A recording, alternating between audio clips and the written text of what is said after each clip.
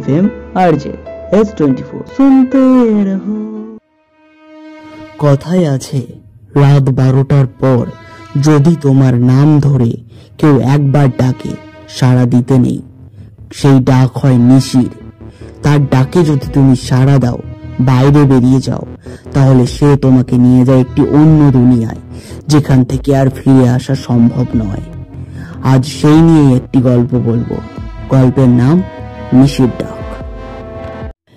বীরভূম জেলা, গ্রাম তিলপাড়া। গ্রাম্য এলাকা, তাই মানুষ তাড়াতাড়ি ঘুমিয়ে পড়ে।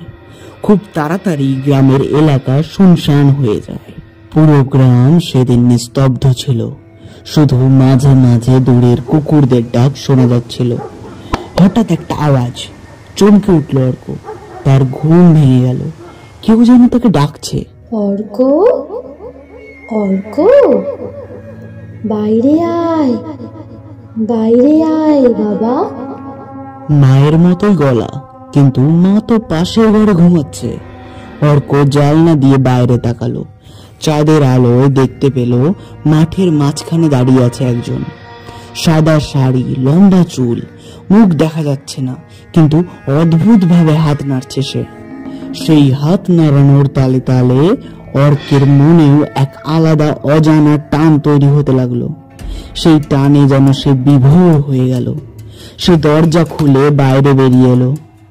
বাইরে ঠান্ডা হাওয়া বইছিল, তবু সেই ঠান্ডা যেন অর্কের গায়েই লাগছিল না। সেই বিভোর গলার টানে অর্ক যেন অন্যমনস্ক হয়ে সেই আওয়াজের দিকে এক পা দুই পা করে এগিয়েই যাচ্ছিল। অর্ককে দেখে সেই সাদা শাড়ির ছায়া বলল, চল আমার সাথে চল, আমি তোর মা। অর্ক বলল, তুমি মা নাও, মা তো ঘরে আছেন। মেয়েটি এবার চুল সরিয়ে মুখ দেখালো। অর্কের চোখ কপালে উঠল। মুখটি অবিকল মায়ের মতো, কিন্তু চোখ দুটো অদৃশ্য। চুলগুলো অগোছালো, কিন্তু ঠোঁটটা নড়ছে। সে বলল, চল, মা ডাকছে। মা কিন্তু অসুস্থ, না গেলে মা মারা যাবে। অর্কের পা অবশ হয়ে গেল। সে ধীরে ধীরে এগোতে লাগলো। সে এখন বিভোর। সে কিচ্ছু বুঝতে পারছে না। তার কানের কাছে হঠাৎ একটা চিৎকার, অর্ক, অর্ক, চলে চলে, ও নিশি, ও চোখ নেই, ও শুধু রাখতে জানে। দৌড়া, শিগগির দৌড়া। এই চিৎকার ছিল অর্কের মার। অর্ক চমকে তাকালো, কিন্তু কেউ নেই। সেই অবয়ব এখন উধাও। কিন্তু এইবার সে নিজের সমস্ত শক্তি দিয়ে দৌড়তে লাগলো। পেছন থেকে শুনতে পেল এক কর্কশ আওয়াজ, ফিরে বলছি, আমার কাছে ফিরে আয়, ওদিকে যাস না, নিশিটা ফাঁকি দিতে নেই, আমার কাছে আয়। অর্ক ছুটতে ছুটতে মাটিতে পড়ে গেল। তার মা ঘর থেকে বেরিয়ে তাড়াতাড়ি তাকে ঘরে নিয়ে এলো। তার চোখ খুলল ভোরবেলায়। তার মা তাকে ধরে কান্না করছে। গ্রামের লোকজন বলল, ভাগ্যিস বাচ্চাটাকে ভোরের আগেই খুঁজে পাওয়া গেছে। নিশির ডাকে গেলে সে তো আর ফিরে আসে না রে।